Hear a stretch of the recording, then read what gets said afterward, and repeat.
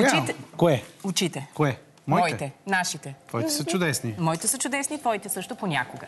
Очите ни са уникален човешки орган. Само за пример, всяко око съдържа 107 милиона клетки и всички те са чувствителни към светлина.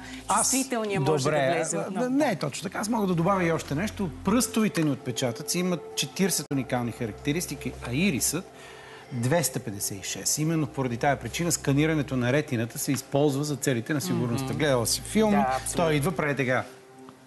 Гледала съм и други неща, дето си залепат, слагат. Да. Страшни хора. Нищо шпионско няма да има в следващия ни разговор. От оптометриста Христо Благоев ще разберем как да предпазим очите си от слънцето и какво трябва да знаем, когато си избираме слънчеви очила.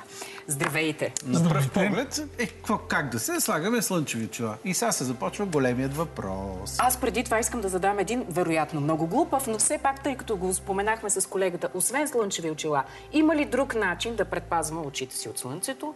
Това е най-лесният начин, най-достъпният начин и най-сигурният начин да го предпазиме. Друг начин аз лично не съм запознат, честно казано, но вие правилно започнахте с шпионската конспирация, защото очите ни на практика са изнесения шпиони на мозъка. Те са едно продължение на мозъка, което е шпионина на него и подава информацията към него. Така че е изключително важно тази част ние да я съхраним, да я запазиме, за да имаме и не само добре запазени очи, но и добре съхранена нервна система. Така, сега, по отношение на така наречените слънчеви очила, съществува какво ли не в този цвет. Различни цветове, различни разцветки, преливащи от тъмно в светло, фотохроматични, поляризиращи що УВ, които в Европейския съюз е задължително да бъдат такива защити. Сега, кое всъщност е най-доброто и това от око до око ли зависи? По отношение на цветовете, може би тук ще разгърнем по-широко темата в нашето предаване, защото се оказва, че всеки цвят е много специфичен, има определено влияние върху нервната система, пак отново споменавам. Най-важното обаче е да тръгнем оттам всъщност какво трябва да предпазим, какво трябва да съхраним и запазим нашето око. Факторите са два основни. И това са два спектъра от светлината. Единият е ултравиолетовата светлина, за който всички сме запознати. Ултравиолетовата светлина всъщност е веднага след рентгеновите лъчи. Знаеме колко поразяващи са рентгеновите лъчи, каква вреда могат да нанесат, когато неконтролирано се експозират към човешкия организъм. Ултравиолетовата светлина е веднага по мощност след рентгеновите лъчи, така че тя е тази, която трябва да я спрем на първо място. Последните проучвания показват, че другата светлина, която трябва също да я ограничим, това е синята светлина. Не говоря за синята светлина, излъчвана от дигиталните устройства, за която сме коментирали. И за която има и очила, нали?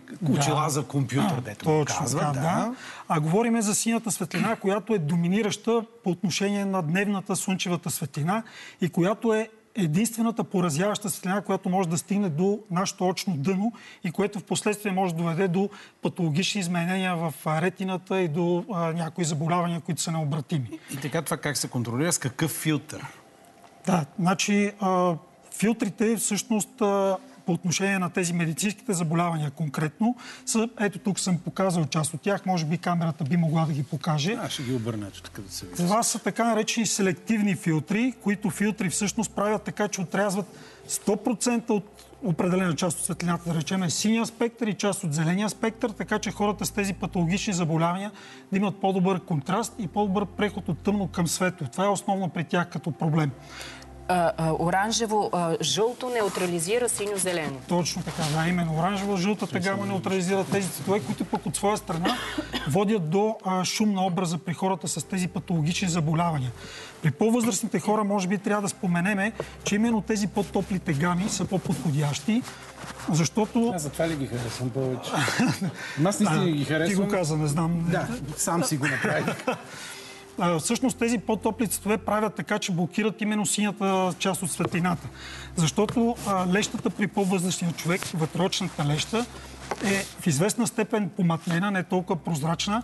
Тя пречупва по-силно синята светлина пред ретината и създава шум на образа. И всъщност този шум на образа прави хората да виждат по-лошо, контрастно, с по-ниско зрение и в дадени случаи, когато това е комбинирано и с отблясъци, може да намали зрителната острота до 10-20% при по-възрастните хора. Така че по-меките цветове са подходящи именно за тях и бих препоръчал кафявото като по-естествен цвят, освен тези, които са медицинските филтри. Кафявият цвят при по-възрастните хора е по-предпочитан.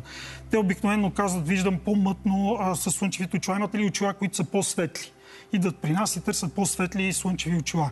Всъщност причината за това е именно от липсата на контраст заради лещата, която възпрепятства притока на светлина към ретината. И сега говорим, това са такива филтри, които все още нямат онзи момент с поляризацията. Да. Поляризиращите, които за мен, за моето око съм установил, че са най-добрите, особено лятото. За отблясъци, за това е страхотно. Нека да обясним, що е то поляризация. Точно така. Поляризацията всъщност пък е един специален филтър, който всъщност се добавя към тези слънцезащитни филтри и той не е такъв, който предпазва окото, ами всъщност допринася за неговия комфорт. Фактите показват, че когато едни слънчеви очила имат поляризация, правят така, че с около 33% разширяват зрителното ни поле. Тези отблясъци, които са от гладки повърхности, особено в съвременния урбанизиран свят, от асфалт, от сгради, от сняг, от пясък на морето и така нататък, правят така, че ние не можем да видим в периферията на далечина и от гладките повърхности ясно и добре. А поляризацията прави така, че да изчиства тези хоризонтално разпространяващи се отражения, които създават смущение в нашето зрение и оставят само вертикално разпространяваща светлина, за да имаме ясен образ. Ако нямате нищо против, аз бих демонстрирал тук и поляризацията всъщност какво представлява. Не знам дали от камерата би се видяло това нещо. Тук съм донесъл един тестър, при който... Сега ще проверим. Трябва да ни инструктирате, какво да, идеята е, трябва да се гледа тук. Малко го завъртете на там. Ето така. Но трябва да се види вътре, предполагам, че ще е трудничко малко. Ето така го стои. Точно така. Когато имаме светлина насочена към пътя, както е показано тук, всъщност ние не виждаме ясно, виждаме отблясъци, отражения от него. А когато гледаме с такива специални поляризиращи очила, всъщност през... не знам дали може би трябва да ги наклоните в някаква посока. Очилата. Не, обратно. Някак си нещо се вижда. Тогава вече се вижда много по-ясно, много по-контрастно и това е всъщност ползата от поляризацията. Като тук искам да спомена вече в допълнение какви нови възможности има за прилагането на поляризацията. Тя би могла да се комбинира също и с така наречените фотосоларни стъкла, които в този период в момента, в пролетния, в който е най-предизвикателен за нашето зрение, защото след летаргията, която е през зимата, имаме насочен силен поток от светлина. Не знам дали... И то рязко. Рязко, да. Не знам дали сте забелязали предходните седмици, когато беше силно слънчево. И радваме се, щастливи сме, но в същия момент се чувстваме и леко уморени. Така наречената пролетната умора. Да. Това е именно защото към очите ни е насочен много силен поток от светлина, с който ни е трудно да се справиме. Всъщност това е така, защото именно тази светлина минава през окото, през цялата мозъчна среда, достига до хипоталамуса, задната част на мозъка, който пък контролира, пребалансира нашия хормонален баланс. Тогава започва синтезирането по-силно на естроген, на ендорфин, на тестостерон, на всички тези хормони, които всъщност организма ни е доста натоварен от това нещо и трябва да се адаптира към тези нови условия. Именно фотосоларните стъкла, за които почнах да говоря, са тези, които правят много плавен преход от пролета към лятото. И сами реагират на увеличаване или намаляване на светлината. Именно това е тяхната идея. Когато носите такива очила, независимо дали е тъмно, дали е светло, дали е облачно, виждате по един и същи начин. Защото... Влизане вътре-вън също действа. Точно така. Защото любимият ми момент е този. Значи нон-стоп с слънчеви очила и накрая ги разваляме, защото си ги да ползваме за диадема, разваляме ги и купуваме следващите. Докато не седнем на тях в колата. Точно така. Добре, а тези филтри, те препоръчват ли се в някакъв конкретен случай или са просто за мода? Тези филтри са уникални и бих препоръчал на всеки един, независимо дали има проблем с зрението или не, да се поинтересува от този тип филтри. Тези филтри правят контраста доста по-добър. Те отрязват само вредната светлина, само тази светлина, която смущава ясното ни виждане, а пропускат цялата останала светлина. За разлика от типичните слънчеви очила, които отрязват целия спектър от светлината, намаляват видимостта ни, докато тук се отразява само една част от тази светлина. Това са така наречените шофьорски очила, така ли? Така обикновено ги рекламират, защото са жълти, контраст, не знам какво е. Но те може да ги носим и през деня ли? Можем да ги носим през деня. Добри хора с нормални нормално зрение, те могат да се комбинират и с фотосолар, или с постоянно отсветяване, или с поляризация. Тогава тотално променят начина, по който виждате със слънчевите очила. Добре, на мен ми се иска да отговорим на едни такива по-базисни за мен въпроси. Кога и как да разберем, че очилата, които разглеждаме и възнамеряваме да си купим, имат въпросните защити, подхождат за нас, нашия случай, въобще този момент си избора на очила? Най-добрият сигурен начин е естествено да се довериме на професионалистите в оптичните магазини. Там има специални уреди, с които се проверява дали очилата имат ултравиолетова защита, дали имат поляризация. Чисто практически ние сами също бихме могли да проверим дали има подобна защита. С закупуване, да речем, едно такова фенерче, което е с ултравиолетова светлина. Взимаме, да речем, една банкнота от каквато идея. Ето, тук съм взел една банкнота. Насочваме светлината към нея. Знаеме, че има и такива знаци по банкнотата, които имат... Значи фенерчето е с UV светлина и съответно се виждат само под ултравиолетова светлина. Взимаме очилата, които възнамеряваме да си купим. Очилата. Тези сигурно нямат UV, но айде тези жълтите дали имат, дето са на мен? Да. Но ето да речем тези, както е насочена светлината и виждаме тези знаци, щом поставим стъклото и вече не се виждат тези знаци отдолу. Само че обратно се върни ръката, за да го виждаме. Извинявам се. Ето сега няма ги знаците. Слагаш и отгоре това. Слагаме стъклото и изчезва. Бих искал да кажа, че не само слънчевите и тъмните стъкла защитават от ултравиолетовата светлина. Това могат да правят и някои бели стъкла. Ето по същия начин. Тоест, защитата не е свързана непременно с цвета, а може и да от самия материал на стъклата. Видим този Стефан ключова носи. Няма това защита. Виждаш как... Няма. Аз ходя с тях по улицата, така че нормално. Нищо страшно. Опа! Край, вика. Тя много съди. Това изкуственото осветление помага ли този вид защита или не? Да, разбира се, защото както казах, нашия организъм е подложен изкуствено на тези от последните години, на тези силни ярки светлини, които симулират дневната светлина, объркват този наш хормонален ритъм, който е вътре. Добре, да очите нямат ли своя някаква естествена защита за тези неща? Те имат, разбира се, но стотици хиляди години Господ така ни е създал, че да са адаптирани към естествения натуралния свят. А ние сега сме поставени на съвсем други светлини условия, които за 10-15... Да. И то такива светли бели лампи, които тотално пренастройват нашия хормонален режим. Като те, които са тук, но тези нормално, защото сме в телевизия и трябва да сме добре осветени. Въпрос. Целогодишно ли носим слънчеви очила? Препоръчително ли? Препоръчително е целогодишно да ги носиме, защото дори в есените дни или в зимните дни слънцето стои по-ниско, директно срещу очите ни. Лятото, ако то е високо горе и сме защитени от нашите клепачи, от чапки. Аз нося винаги слънчеви очила. За мен това е супер важно. Никога не съм го крил. И сега напоследък също съм се увлякал по тези. Преливащите. Да. Горната част по-тъмна, като искаш да видиш по-светло, се навеждаш. Да, това изглежда изключително дразнещо, между другото. Не, всичко изглежда. Но не. Сега ще тествам аз, докато вие си говорите кое е дразни. Дали всъщност тези 50 лева ще изчезнат? Аз исках да спомена и още един тест, който може да направите, пък за проверката на поляризацията на очила. Дали има поляризация или не. Ако имат поляризация, взимате 2 чифта поляризиращи очила, слагате едните, и ако сложите пак такива, обаче перпендикулярно на тях, трябва да не виждате абсолютно нищо пред окото. Тогава имат поляризация. Може ли да пробвам? Да, разбира се. Значи, слагам едните, слагам другите и не трябва да виждам нищо, така ли? Да. Браво! Ама аз не трябва да виждам, а не ти.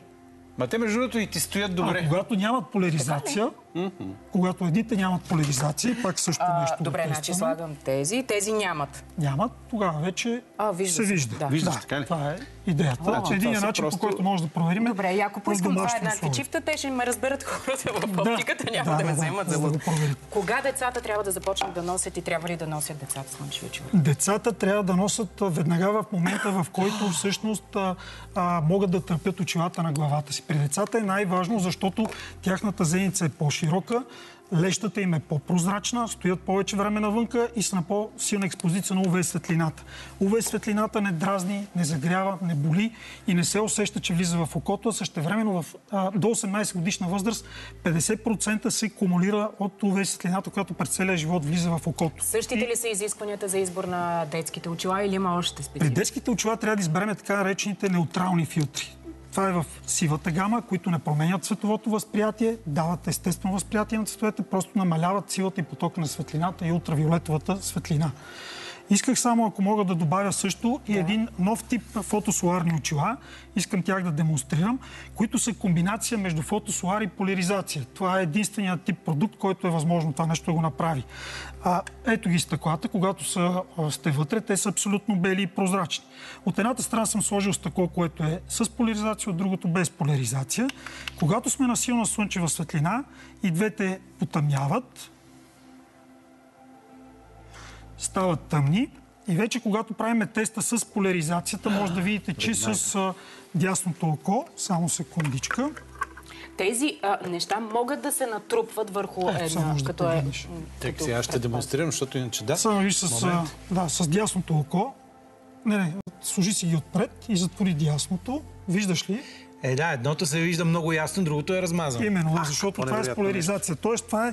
Хем поляризация, хем фотосолар. Хем фотосолар, да. И диоптър може ли да им се слага? И диоптър, изключително важно е това нещо. Между другото, да споменете, че при слънчевите очила, в момента, в който сложите тъмни стъкла, се увеличава късогледството. Ако човек, да речем, има съвсем малко късогледство, минус половин диоптър и с него се справя в ежедневието, слагайки слънчевите очила, е твърде вероятно този диоптър да стане минус 1 вече, заради широката зеница. Трябва да има корекция с диоптър. Ако не ви видя и се разминем, това се случва, когато сложа слънчевите очила. Но с точната ви корекция стават вече прекрасни нещата. Точна корекция.